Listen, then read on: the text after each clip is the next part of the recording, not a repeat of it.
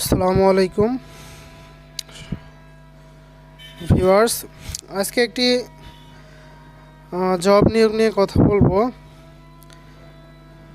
পুরো বাংলাদেশ এনজিওতে একটি job circular দেখতে পাচ্ছি, যেটা এখনো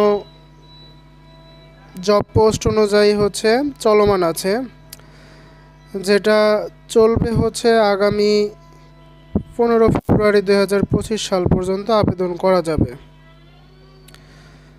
তো এখানে পদের নাম সহকারী শাখা ব্যবস্থাপক রাখা হয়েছে, গ্রেড হিসেবে 12 গ্রেড দেখাচ্ছে। শিক্ষাগত যোগ্যতা হিসাব বিজ্ঞান, ব্যবস্থাপনা, finance, marketing, finance and banking, অর্থনীতি, গণিত, পরিসংখ্যান এগুলোতে অনার্স স্নাতকোত্তর থাকতে হবে। এখানে আপনার রেজাল্টের কথা বলছে 4 পয়েন্টে 2 পয়েন্ট থাকতে হবে কমপক্ষে, 5 পয়েন্ট স্কেলে 2.50 থাকতে হবে।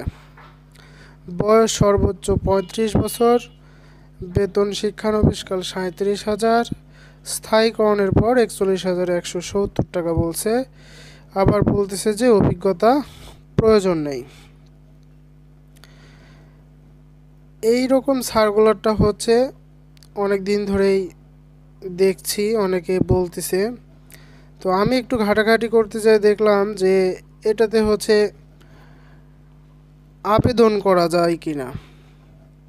তো সার্কুলারে আমি অনেকবার চেষ্টা করে আবেদন করার কোনো অপশান খুঁজে পাই না, যদিও সার্কুলারে লেখা আছে অ্যাপ্লাই অনলাইন। অনলাইনে ক্লিক করলে আবেদন করার কোনো কিছু পাওয়া যায় না।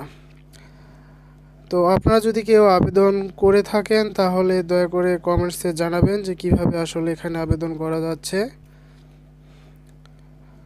ধন্যবাদ সবাইকে।